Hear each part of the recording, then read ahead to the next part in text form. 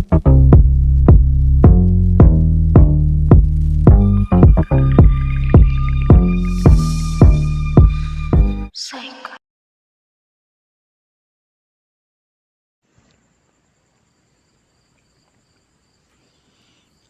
Dalagita. Dalagita. Ano ba?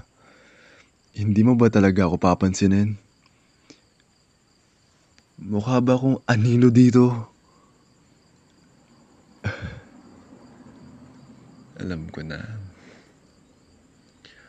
Kung hindi mo ako papansinin, sisirahin ko to. Ay, abat, parang wala lang sa'yo ha. Hindi yata umubra. Ayaw mo na ba sa akin, baby girl? Hindi rin umubra. Wala rin. Palpak. Baby, pansinin mo na ako. Huy! Ano ba? Tama na yung kakapindot mo. Scroll ka ng scroll, wala ka nang magagawa dyan. May nagawa ba akong kasalanan? Para hindi mo ako pansinin, ha? Parang ang laki ng kasalanan ko sa'yo, ha? Nakakabwisit na. Gusto kong magwala. Gusto kong manuntok. Ah! Fuck. Baby. Baby, baby, baby, baby, baby. Ano ba? Uy. Nasa harapan mo na ako. Pansinin mo na ako. Tigilan mo na yan. Ano ba? Iyak ko dito.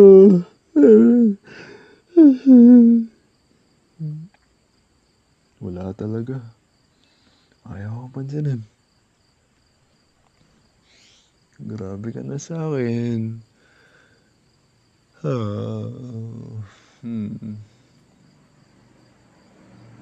Eh di wag. Huwag mo akong pansinin. Sige. Sige lang. Tuloy mo lang yung attitude mo na yan. Okay. Do whatever you want. Kung yung gusto mo. Mamatay na lang ako. Ayoko na. Hindi mo talaga ako papansinin, ha? Sasakalin ko na sarili ko. Sige. Baby.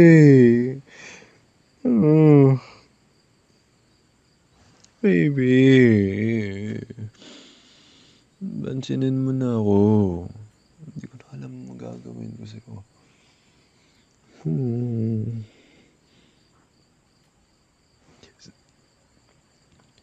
Pag ako, hindi mo ako pinansin, tatanggalin ko yung damit ko. Sige ka. Ay, ayaw talaga ako pansinin. Habibi girl ko, ano ba? Huwag ka naman ganyan. Uy. Baby.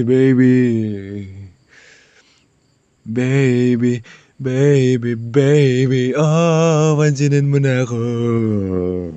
Ay, tangina, shit.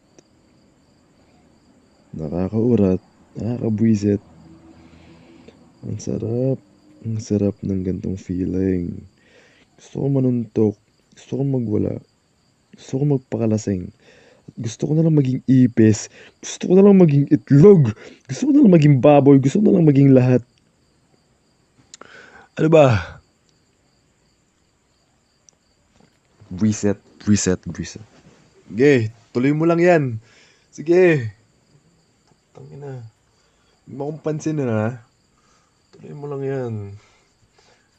Kaka-cellphone mo yan, eh. Kakapindot mo yan, eh. Kaka-scroll mo yan, eh. Dapat din na kita binili ng cellphone, eh, no? Huh? Gigigil mo ako, eh.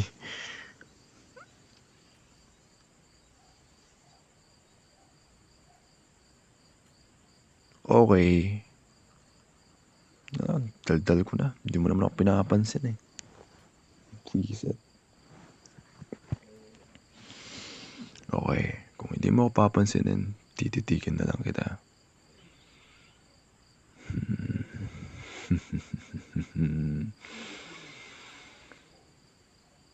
Kita. Tumingin ka sa mga mata ko. Tumingin ka na. Tigilan mo na yung pagkaka-cellphone mo. Tumingin ka na sa akin. Sige, tatakutin na lang kita kung hindi mo ako papansinin. Alam mo ba? Ay sige, ganito na lang. May kukwento ako sa'yo. Ito, hindi ko pa nasasabi.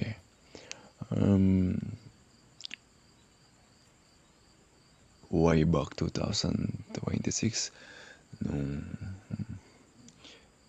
si Lolo namatay.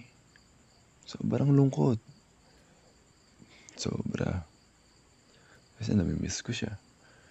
Siya yung lagi nagpapatawa sa akin. Tuloy mo lang yan. Panigurado matatakot ka dito sa sasabihin ko. So, yun na nga. Naburo siya hanggang 9 days kasi hinintay namin si Tito na umuwi kasi nasa ibang bansa siya.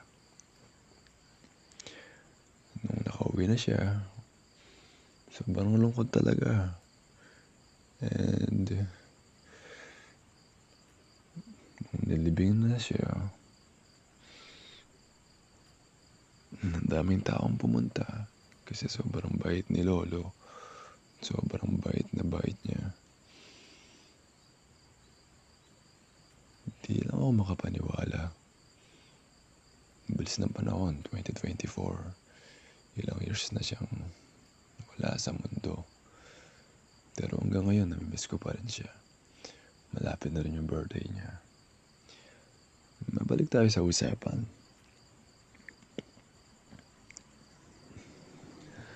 Nung 9 days niya, marami din pumunta. Nagluto kami ng papakain sa mga bisita, mga pumunta. Ito yung pinaka-exciting na or tragic na nangyari. Ayaw kasi ni Lolo na umuwi kami ng oras. Or midnight, ganun. Kasi lulong kami ni Kuya nun sa computer shop, like playing online games, Dota, League of Legends, or whatever. Noong nabubuhay pa si Lolo, lagi siyang nakaabang sa likod ng bahay. Kasi may daan sa amin, sa likod papuntang kusina para makapasok sa bahay. Hindi nilalak yun. And sabi ni Kuya, siya na yung unang uuwi. Ako na yung bahalang mag-lock sa gate namin. Ganun. Ako naman, 1 a.m. bukas pa rin yung computer shop kasi walking distance lang sa amin yung computer shop. Meron pa naman ako kasama naglalaro. Inaantok na talaga ako. Napag-desisyon ko na umuwi. Huwag mo akong pansinin. Focus ka lang dyan. Umuwi na ako. May dala akong keypad. Yung may camera. Ganun, yung flash. Yun yung ginawa kong flashlight. You know what I mean? Duman ako sa likod. Unang hagdan pababa.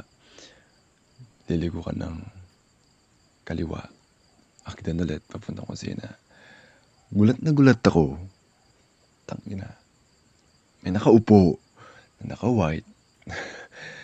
Na walang muka. Nakasando. Fuck. And accidentally napicturan ko. Sa sobrang taranta ko, hindi na ako lumingon sa likod. Pumasok na talaga ako sa kusina hanggang sa kwarto. Sinabi ko kay Kuya ko, Kuya, tingnan mo yung nakuha ko sa picture. I mean, mali pa ako nasabi. Tumatawa ka pa dyan. So, ulitin ko. Kuya, sabi kong ganun. Tingnan mo itong nakuha ko sa keypad. Gulat na gulat siya nung nakita niya. Ano to, ganun? Si Lolo ba yan, ganun? Sabi ko, ewan ko, oo eh. Hindi ko alam, ganun. Nalilito ako, kinakabahan, natatakot. Sabi ni kuya, i-delete mo na yan, matulog na tayo. Alam mo naman si lolo, di ba? Ayaw niyang umuwi tayo ng oras. Kaya siguro nagparamdam siya sa atin. Sige na, matulog ka na. At ipagdasal mo si lolo. Okay, mag-pray ka. Sabi sa akin ganun. So ayun, simula noon, hindi na ako umuwi ng oras. Kasi sobrang, hindi naman traumatized. Gusto ko naman makita si lolo pero natatakot lang ganun. Kasi kahit na ganun, namimiss ko pa rin siya. Pero nakakabigla lang ganun. Yun lang yung kwento ko. Uy, ano na? Natapos na yung kwento ko. Wala ka pa rin kibo dyan. Tumatawa ka pa. Pinagtatawanan mo ako. Kita mo na? Ano? Ba't ngayon nagsasalita ka na? Anong cute-cute ko magkwento? Sus, pinaprank mo ako, no? Magsabi ka nga. Kanina ka pang umaga ganyan. Hindi mo ako kinakausap. Akala ko may nagawa na akong kasalanan na hindi ko alam. Shit. Nakakainis ka.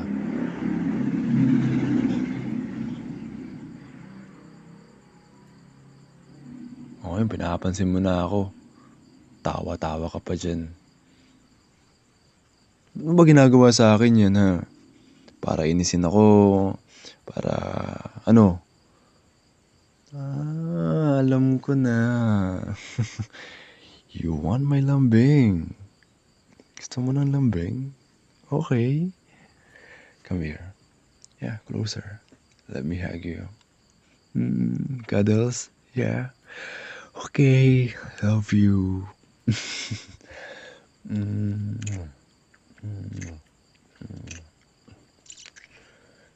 Ituloy mo lang yung mga ganong prank mo sa akin.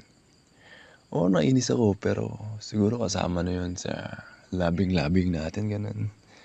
Oo na, nainis na ako. Kuwang-kuwang mo na ako, ganun.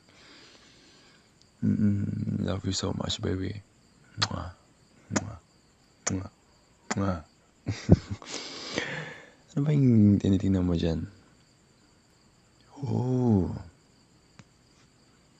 Crush ko pala yung tinitingnan mo eh. Si Julia Dinis eh. I love you, baby. Mwah. Oh, yeah, you can do whatever you want. Iigilip muna ako, ha? Pinagod mo ako sa kakadada eh. Ikaw talaga. Yeah. You got me for real.